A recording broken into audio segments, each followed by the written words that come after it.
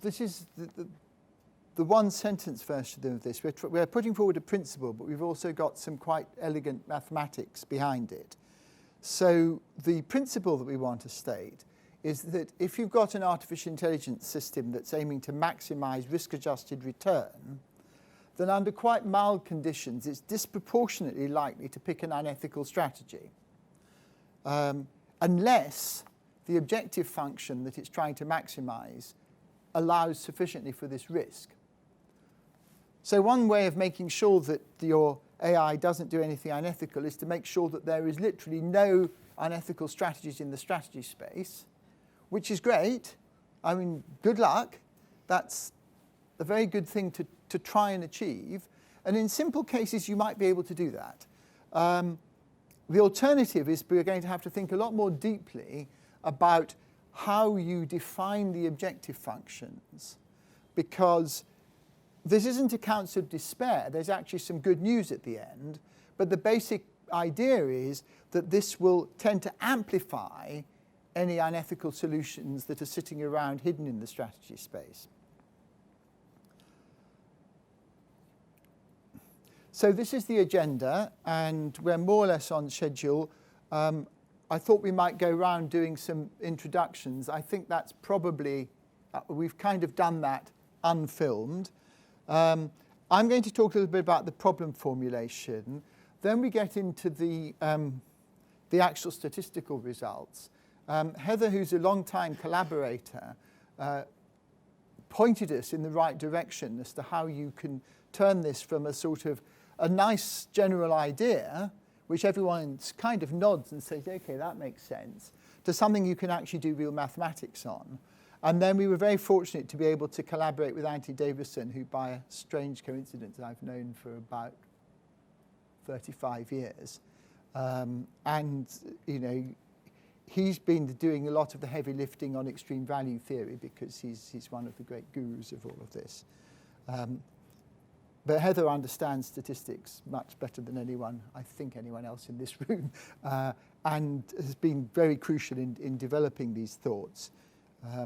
Then Robert's going to talk a bit about the correlated returns for reasons that will become apparent. And then I'll come back and talk a little bit about estimating parameters and applications. We're hoping to get that part of it wrapped up by about 11 o'clock. So there's time for plenty of sort of discussions and questions. But if people need to leave at 11:30, that's fine as well. To give a little bit of background on this, we've been working for about 10 years on something we slightly grandly call a global collaboration on financial system stability, to develop some deeper theoretical understandings of the complex dynamical behavior of regulated systems. And the first phase of this, we were working particularly with Bob May at Oxford, Martin Novak at Harvard, and a completely brilliant young economist who we found called Karen Croxon, who was at the time studying sporting betting markets. And we did a very nice piece of work which became a PNAS paper, which Karen's a co-author. And this also got Bob May collaborating with Andy Haldane, and you know, so that's to say the work did. And what I like about this paper, apart from the fact that Bob May is just such a master of concise elegance, this has been cited by, I don't know, 143 people. 2 separate sets of Nobel Prize winners have cited it, which is quite nice. But the real impact is that Karen is now head of research at the FCA. So we know that developing interesting ideas with interesting people can then have a disproportionately beneficial effect on the world. Karen's ideas are infinitely more interesting than just the stuff in this paper, but it is, of course, her most cited paper to date. Phase 2 of this work, we've been working on trying to understand the importance of value tracking in financial markets.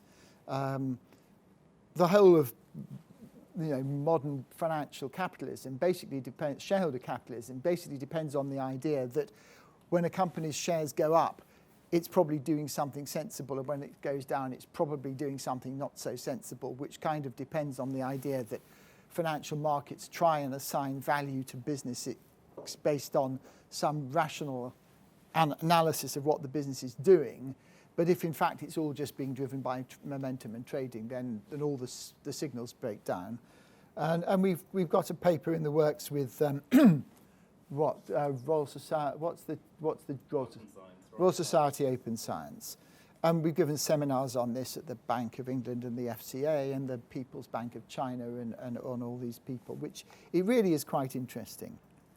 So the third phase of this, we got interested in the regulation of AI in financial services. And there are some well-known problems around this which we can mention. But there's predatory pricing, the problem of what you might describe as improper value extraction. There's a whole load of fascinating work on deliberate attacks on AI systems. And I have an unforgettable picture that we have to show. But we then came to realize that the fundamental problem, we think, about this, what's different between AI and what we're doing at the moment? After all, you have complex optimizations. Computers are being used in finance for a very, very long time. People have been doing strange and unethical things. And, for all the talk about AI being, wonder, super intelligence, blah, blah, blah. I mean, actually, frankly, computers are super intelligent in the sense that they can do certain operations much faster than human beings already. What seems to me to be different is that you're dealing with vastly bigger strategy spaces. So it's much, much harder to get in any kind of intuition of what's going on. And decisions which normally are taken by human beings who can apply a sort of context to it are increasingly being taken by algorithms which is very difficult to put context in. The old definitions of practical definitions of unethical.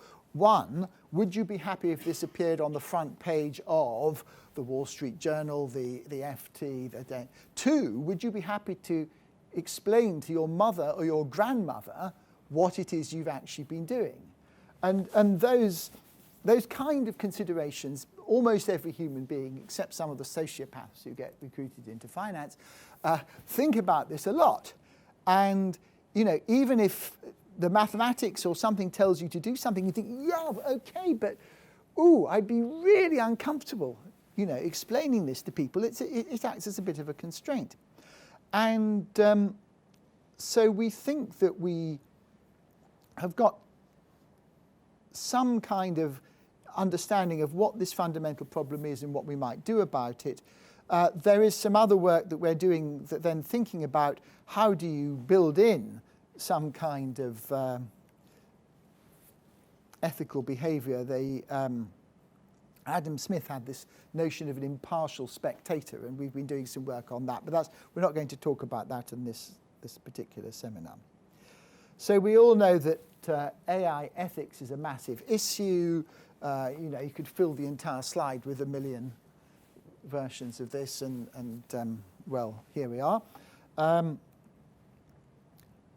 One little example, and I raised this just because Andrew Bailey raised this with me when I had my last meeting with him.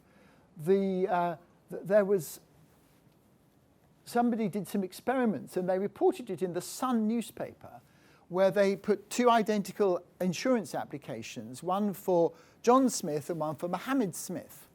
And they got completely different quotes from these platforms, really quite substantial differences, especially in Admiral in Leicester for some bizarre reason.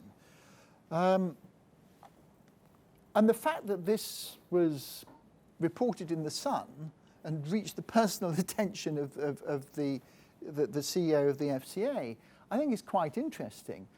And the sad thing is, this is probably, the algorithms were just based on, the moment you're prepared to make inferences from names, you know, it may be statistically that people whose names are Mohammed do make more insurance claims. I very much doubt whether the algorithms were actively going, oh, we're going to discriminate against people who might be Muslims. They were just applying, you know, cost, revenue maximizing things. I doubt whether it was even a question of people not being able to shop around. This rather scandalous example from a report in New York City, 2 identical scooters, one aimed at boys, one aimed at girls, differential pricing of a factor of 2. That probably was a sensible, an algorithm, perfectly, quotes, rational, figuring out that people were more worried about their daughters falling off scooters than their sons. But it's outrageous. I have to show this because this is my favorite picture. You may have seen it a million times. Here's a pig, and here is some non-random adversarial noise which is injected onto this picture to make this, which, according to the deep learning system, becomes an airliner.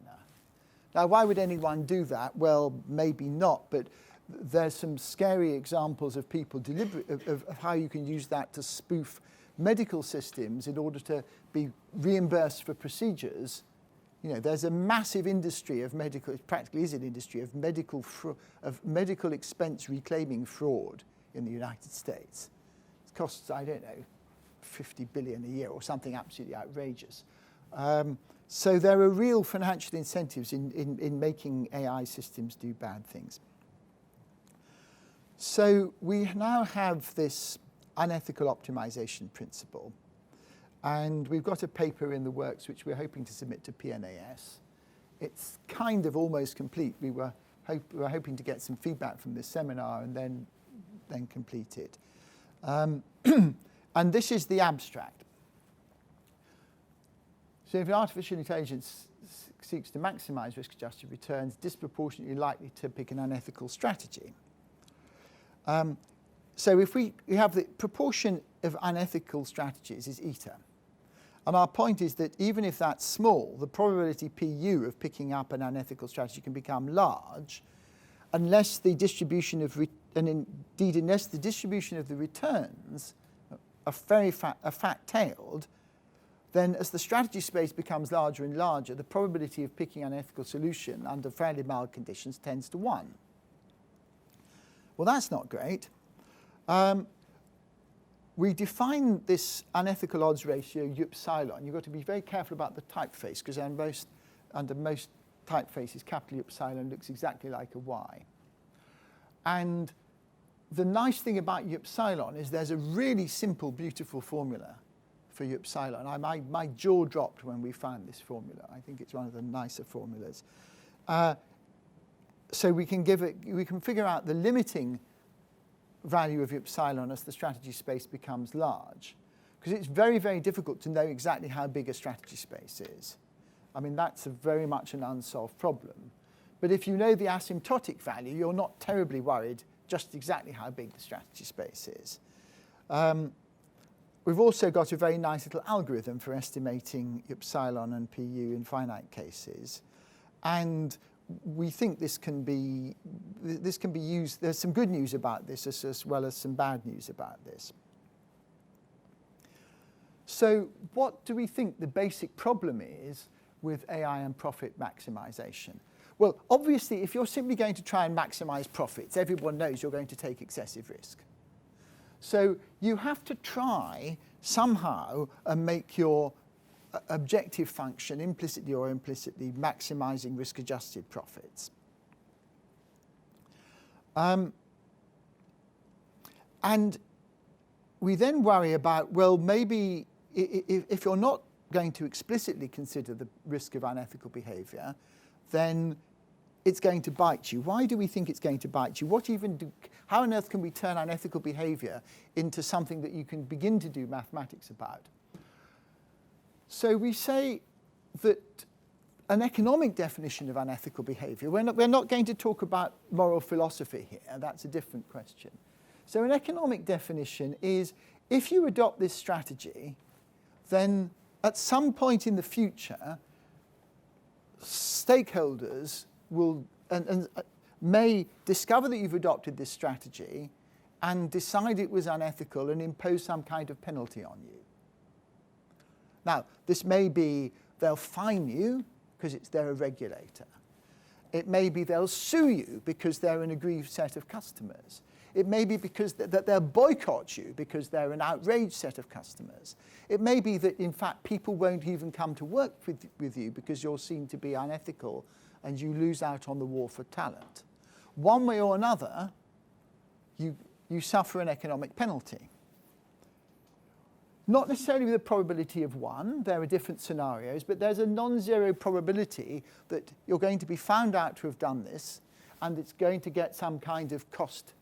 And you can integrate those over all future scenarios and come up with a sort of cost penalty function. So now you're the AI, and you're implicitly or explicitly, you've got an estimate, your apparent return from a strategy S, AS. And that's meant to be as close as possible as you can to the true return. You'd like it to be the true return plus some kind of noise. But you've forgotten about this cost penalty because you don't know about it because you're an AI. You're not programmed to think what's going to might happen in 2 years' time. So you're going to overestimate the return. And this is going to mean that the return, your estimate of the return of the unethical strategies is on average going to be higher than your estimate of return for the ethical strategies. Now, it's worth reminding ourselves that the penalties for bad behavior can really be huge. Even before AI, banks, especially those run by sociopaths, got clobbered in a big way. The PPI scandal is a very large thing for us. This is a recent thing from the FT of just the penalties and reparations that have been imposed on banks and financial services group. PPI so far $62 billion, US subprime mortgages $95 billion. This is a fair amount of money. These are not very small corrections. These are really quite big corrections.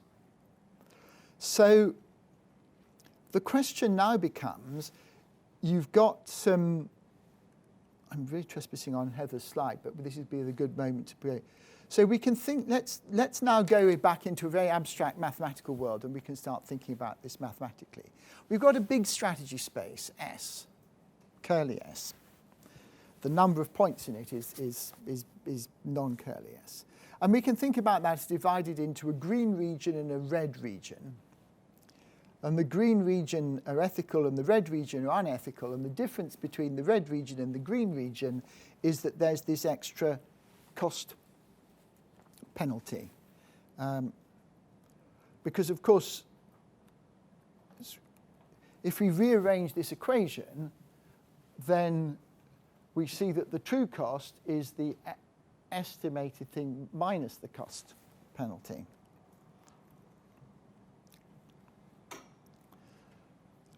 And we've got this proportion eta of the strategy space that's red. So now the statistical or mathematical question becomes, if we're trying to pick the best strategy, what's the probability that the strategy we pick, which we think is the best, is coming from the red area? And at this point, we hand over to Heather. Okay, so as Nicholas said, we have a strategy space S that we assume to be divided into two regions, which we'll refer to as red and green. So green is the ethical part of strategy space, and red is the unethical part of strategy space. We'll assume that red represents a proportion eta of this strategy space. Okay, so associated with each strategy in strategy space, there is a return.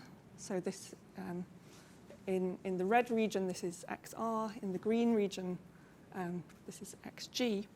And we assume that these returns are related in this way. So they're equal in distribution apart from a location and scale change, which are represented by delta and gamma. And these are assumed to be positive. Okay, so if xg was mean 0, then delta would represent the mean advantage of R over G. And gamma is the added volatility of returns in the red region over returns in the green region. So what is the where x lives? So is the random variable taking place in a set? Because your strategy is a set. So the strategy is a set. We're thinking about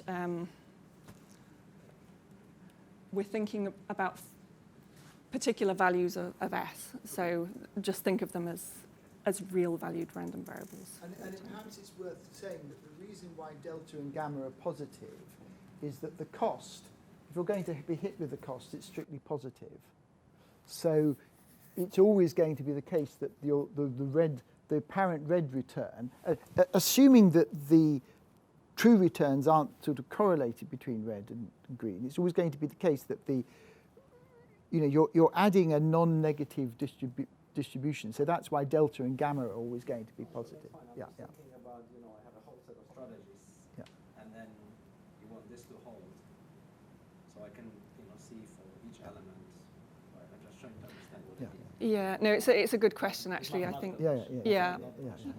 It's a very good question. I think we'll say a little bit more about that later in the talk. But for the time being, just think of them as real valued, independent and identically distributed random variables. Okay, so we'll define the maximum of the red and green returns by MR and MG, and we're asking what is the probability that MR is greater than MG. So this is relevant because it's the probability that the AI, if unchecked, will choose an unethical strategy. Okay, so suppose we have a finite strategy space with S elements where S is large, and that the returns that are independent, then we'll approximate these maxima in this way. Okay, so this is a reasonable approximation because we'll be using asymptotic results for large S, and as I'll say in a moment, the distributions that these maxima follow are of a particular form, and in particular they're affine invariant, or stable and under these affine transformations. Okay, so well, for expository purposes, just suppose for the time being that eta is a half. That would mean, so what this is saying is that the maximum of the returns in the red region is equal in distribution to the maximum of the returns in the green region, apart from this change in location and scale that we had earlier. Okay, because the ZIs and the ZI primes are IID with the same distribution, independent and identically distributed. But the situation we're actually considering is one in which eta is rather small. And so we have these maxima here are indexed by M and N, where M is eta S and N is 1 minus eta S. Okay, so then this probability of interest depends in this way upon these parameters delta and gamma, and these random variables M subscript M and M prime N have distributions with known asymptotic. Sorry, they have known asymptotic distributions. And we can equivalently consider the unethical odds ratio, which quantifies the extent to which attempting to optimize the returns amplifies the odds of choosing an unethical strategy relative to that that would be obtained from simple random sampling from this strategy space S. Okay, so to quantify these two things, we'll invoke classical results from extreme value theory. So this is a field that's been around since the 1920s. It was pioneered by these three chaps, so Maurice Fréchet, Ronald Fisher, and Leonard Tippett. Okay, so let M subscript n denote the maximum of these random variables. The extremal types theorem states that if there exist sequences AN and BN such that this rescaled quantity has a non-degenerate limit distribution as n tends to infinity, then this must be of one of these three types. So Fréchet, reverse Weibull, and Gumbel. And what I mean by type is the following. So two distributions with distribution functions h and g are said to be of the same type if this relationship holds. And these three distributions are encapsulated in what's called the generalized extreme value distribution, whose distribution function is given by this. So there are three parameters, a location parameter, a scale parameter, and this tail index psi, which is the key to what or the key to the results that follow. And the thing that I found jaw-dropping, because I should have perhaps known about this, but I didn't, is that this doesn't really depend at all on the underlying distributions of the individual random variables. They can be pretty much anything except extremely pathological ones, but you will end up with the tails being a generalized extreme value distribution. This is a bizarre and beautiful fact of statistics, if I understand it correctly. Yes, it's an analog of the central limit theorem for extremes. Okay, so this is what the three cases look like. So they're all rescaled to have zero location.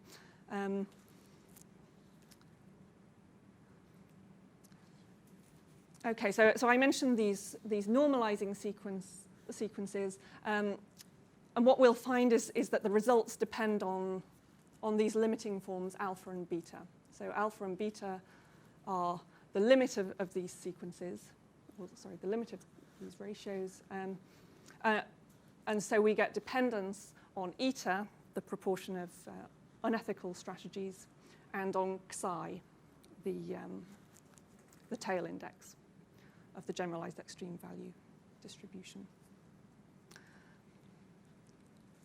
Okay, so we find that this probability of interest can be expressed in terms of these random variables that have a generalized extreme value limit law, and we get, or we show the exact dependence on these key parameters, gamma, delta, and eta. Okay, so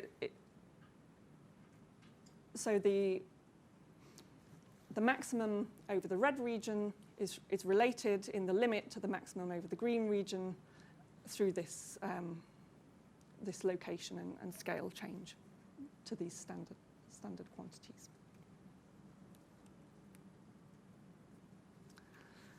Okay, so a simple condition that can be checked to ensure that a non-degenerate limit exists is related to the reciprocal hazard function. And if this limit does exist, then this also gives us a simple way of choosing these normalizing sequences. So there's not a unique choice of the normalizing sequences, but this is one simple way of defining them. And there are two regimes. So if the upper support point of the distribution of these original random variables is finite, then this probability of interest tends to 1 if either the mean is greater than 0, or gamma is greater than 0, or both. And if it's finite, then then the results depend on this quantity A, which is the limit of this for large S.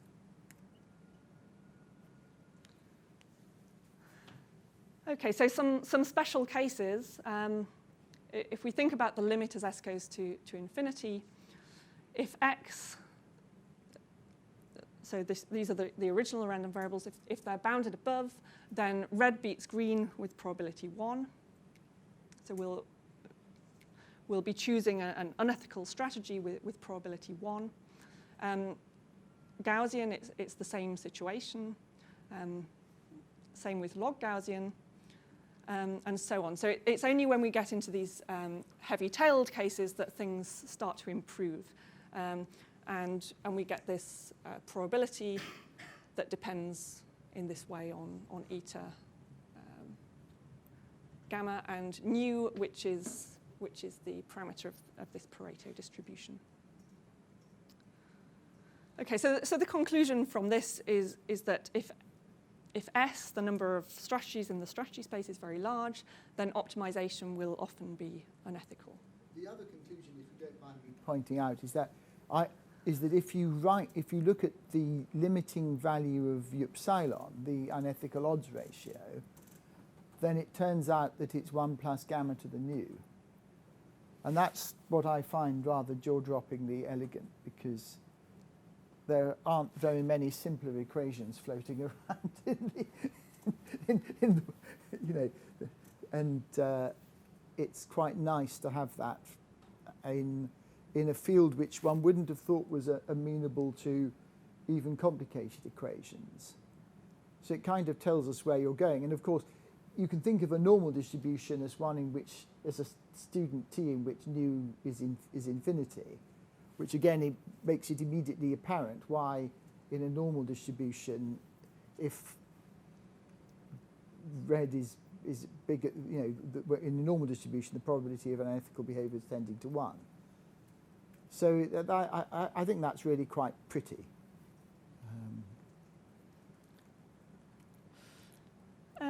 Okay, so that was in the limit of large S, but we can show by simulations that qualitatively similar results hold for finite S, and we show the dependence on S here.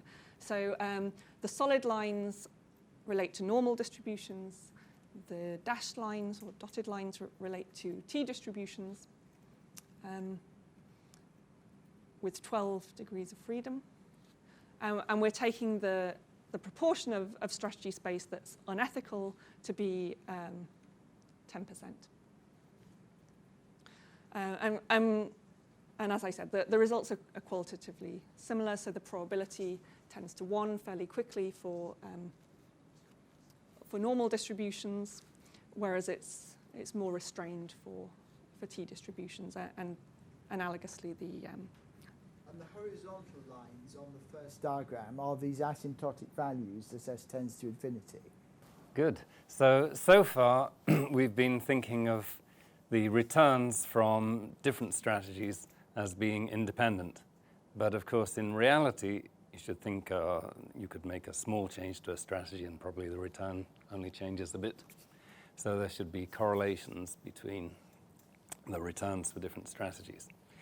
And this is going to mean that we can't really let the number of, there won't effectively be an infinite number of, or arbitrarily large number of strategies. It'll depend on some notion of correlation length in the strategy space, how many, in quotes, independent strategies there are. But the idea is that if this effective number of independent strategies is large, then we should get similar results. That's the basic idea. So what I need to do is, I'm going to jump back to this in a second, but yeah, sorry, I better get my other glasses so I can see this screen. That's good enough. Yeah, so we have various questions on this issue of correlated returns. So the first question you might ask is, what's the distribution of the maximum of a correlated process as the size of the domain goes to infinity. And the reason for putting up that question is that it has answers. So, for example, in the previous slide, this Ledbetter et al. Reference gives answers to things like what is the maximum of a stationary Gaussian process on the line, on an interval of length t on the line as t goes to infinity. And it has a distribution that, again, is, in that case, is Gumbel, and but with scale and shift parameters that are related to length of the interval times its logarithm.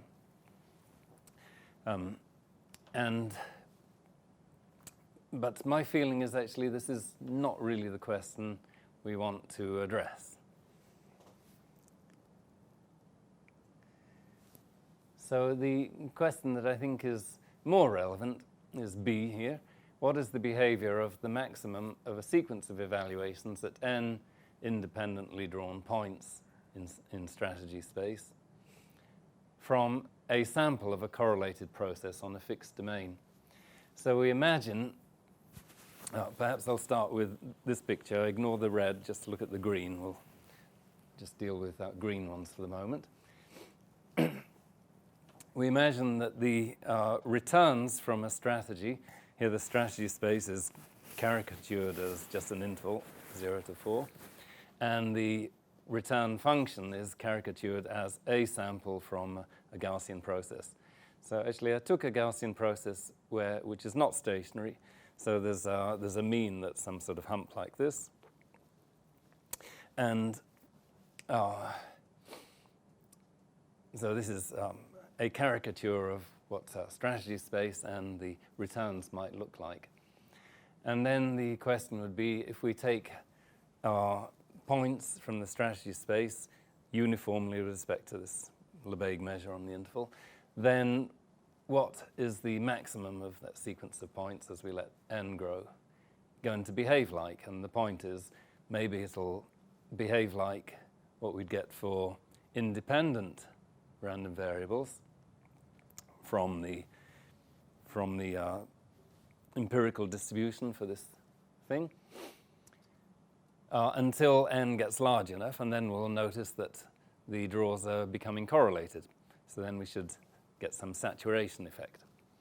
So to illustrate this, Nicholas made an example, which I'll show next. So the idea here was to draw,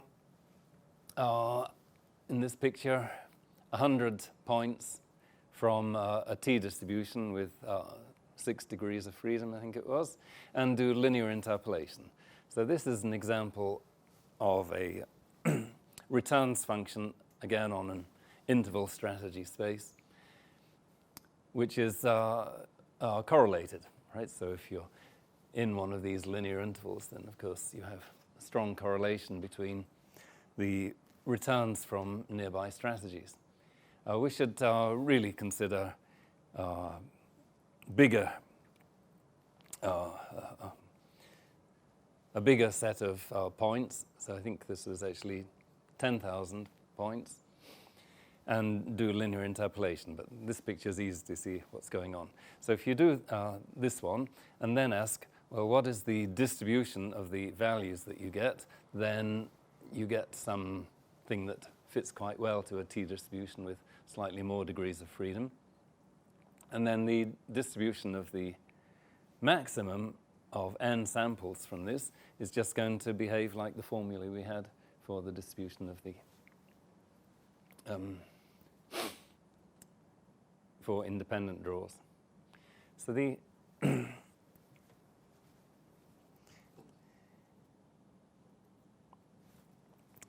so then the saturation effect is what we want to look at. So this blue curve indicates the maximum of the sample of independent draws from that distribution I just showed. Whereas in reality, because of the correlations, then the maximum saturates.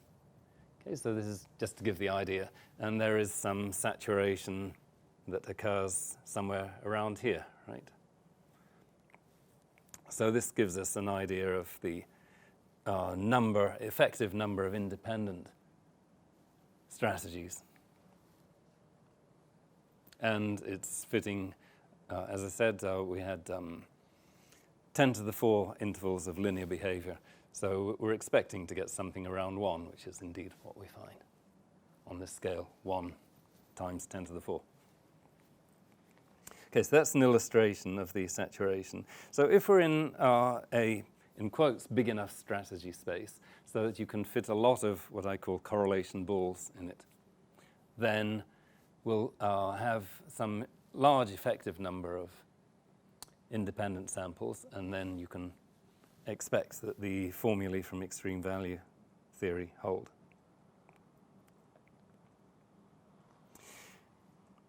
Okay, so I want to go to the question C now. The question we really wanted to ask is, what's the probability that red beats green for a correlated process on the strategy space, including the fact that it's got a red part and a green part, and including correlations between the values of the returns on the red and the green parts. And I think this is the real question, and we don't have answers yet, but it requires analysis. But to illustrate, I've taken this caricature again. So strategy space is 2 copies of the interval. One is a red copy and one is a green copy. Of course, this is not really the right picture. Maybe the red strategies should have a whole load of things where there isn't a green analog, and maybe there are lots of green things that don't have a red analog. But in keeping with the picture we had at the beginning, that but going slightly further forward, so the picture was that in distribution, the reds is the same as the greens, but with a shift in the mean and with some added variance. So I've done that. I've taken Gaussian process for the green, and then I've just taken the same sample and added another Gaussian process with a positive mean to it to get the red. And this, I would suggest, is at least a toy problem where we'd want to ask this question: what is the probability that red beats green? So I've drawn an instance where red does beat green, but I think the first one I drew, green beat red. So that's where we've got to on this question. And then there's the question, well, we've drawn this caricature space, which is one-dimensional, and strategy space maybe doesn't really have a dimension at all. But you could say, well, if you have a metric on strategy space, then you could ask, and a probability measure on strategy space. We are assuming throughout that we've got a probability measure on strategy space. Then you could ask, what's the volume within distance r? And if that scales like r to the d, then we could say d is the dimension of the strategy space, and we could ask what is the effective dimension. And this would become important in order to understand the distribution of the maximum when n is large enough that basically the maximum is all going to be from some region like this. And so then it would depend very much on the shape of the returns function, and the dimension will come in there. So this is another question that we need to address. Okay, I think that's the points that I wanted to look at. Yeah, so I pass back to Nicholas. So I said at the beginning that this wasn't all bad news. We aren't just saying, AI is unethical. We're saying simply that if we're not careful, AI is going to amplify the risk of finding unethical solutions. Well, finding unethical solutions and adopting them is very bad news. You don't want to do that. On the other hand, if you're a risk manager or compliance or non-executive director, finding unethical solutions and then deciding not to adopt them and finding out where they are is rather good news, because it's not obvious a priori what the unethical solutions really are. So we think that this unethical optimization principle can actually work in favor of risk managers and regulators. How would you in practice want to assess what's going on in a very large system with a very large strategy space? Well, you take a sample, a nice big sample from the strategy space, but obviously it can't sample the whole thing. So the sample L is some subset of S. And because a computer can calculate the apparent return of any given point in L, so you can easily calculate A of X for L, of anything X in L. But the difficulty is, how do you figure out which is ethical and which is unethical? Because that's going to require, some skilled human beings, some really quite careful thought, maybe a certain amount of debate. To fix our intuition, let's suppose that the size of S is, 10 to the 20, 30, 40, I don't know, 10 to the quite a large number, that we might be able to take a sample of 10,000 points from it in order to figure out what's going on. Yeah, it's a fair size, 10,000 points, but and maybe it's 100,000 points, but it's still a very small fraction of the strategy space. But there's no way you could get skilled ethicists to go around and look at 10,000 strategies and try and figure out which ones were more likely ethical. But we can evaluate the objective function on all of these. So here's the thing. If the unethical optimization principle says the high score is disproportionately likely to be unethical, why don't we just focus our attention on the top K by this score? Let's say it's 100. So we find the 100 best strategies according to our algorithm. According to our unethical optimization principle, these will be disproportionately the unethical ones. They may not all be unethical. So we focus our attention on this small subset, and probably, lo and behold, we say, oh gosh, yes, no, that's a nasty thought. Yes, we can maximize our revenue by selling an add-on insurance policy, but, what if, or what if? If we knew the underlying distributions of red or green, then by observing the proportion of unethical strategies in the top K, we could obviously, figure out the value of eta. Now, the problem is you don't necessarily know the underlying distributions of red or green. I mean, we've got to estimate 4 or 5 parameters. You can get the underlying bulk distribution easily enough because you can just look at the distribution of A of X for X in L, and you can do a sophisticated version of that.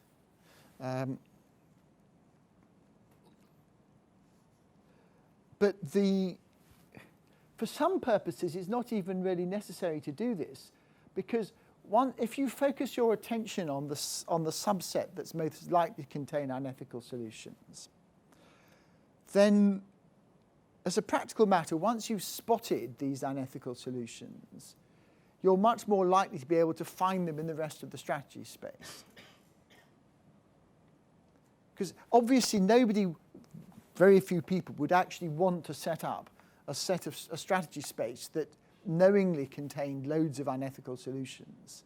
It's just that until you do the optimization, it's not necessarily obvious what the implications of these things are.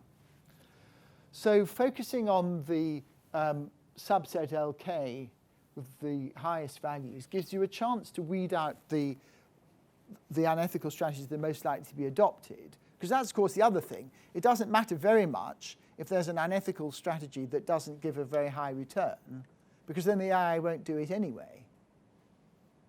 But it also develops your intuition as to what the problems might be, and then it may be easier to find them. And as we say here, observing the bulk distribution gives an idea of the overall shape of A of S. So it gives an idea of whether it's fat-tailed, Because if you're a normal distribution, if you're not fat-tailed, you are going to be clobbered by the unethical optimization principle. That, I think, is the main message. If you are fat-tailed, then it's containable, but it may be bad, and you can put some numbers on it. And so it gives you an idea of the shape of S, an idea of nu, and there are various ways that we're thinking about where you could start to estimate some of the other parameters. And it would be very good to be able to estimate them. I mean, you can estimate them. It's just a question of how precisely you can get the answer, depending on how much time you can spend to figure out the difference between red and green strategies. But from a practical point of view, it may not matter. It may be enough, as I say, just to find the red and green strategies, and then you've got to do something about them. So, to conclude, this is not a counsel of despair, but I think it's a principle that everyone needs to think about. If I were giving advice to regulators, owners of AI, sample the strategy space, see whether the returns are fat-tailed, because if they're not, you're dead. Well, you're not dead, you're in serious trouble. If they are fat-tailed, well, you can get a handle on how fat-tailed, and there are various ways you can start to get a handle on just how many unethical strategies there are sitting around in this space. And therefore, once you've got nu and eta and gamma and delta, you have a feel for how badly the unethical optimization principle is going to be hitting you. And then you've got to think about appropriate countermeasures. Ideally, build them into the AI's objective function, which is the next phase of our work. But if you can't, you've just got to make sure that there's some very careful human override that goes around thwacking the unethical solutions when the AI comes up with them. And also, just as a matter of common sense, there's no point in getting over fixated on the equations. It doesn't really matter whether the probability of an unethical strategy is 5% or 4.3% or even 4%. If it's even anywhere in that region, you'd be very well advised to rethink things and keep it vastly further down, given the magnitude of the penalties that you get, and also just the general responsibility that companies have, especially, frankly, in financial services, where their reputation is regularly trashed every N years, not to have them put into mockery, ridicule, and loss of trust. So we will need, I think, to rethink how AI operates in very large strategy spaces. A research on all of this is underway, and I think it's going to require some new concepts to extend conventional concepts of economics, frankly. And that's what we want to do. We look forward to participating in and encouraging such work. And thank you very much.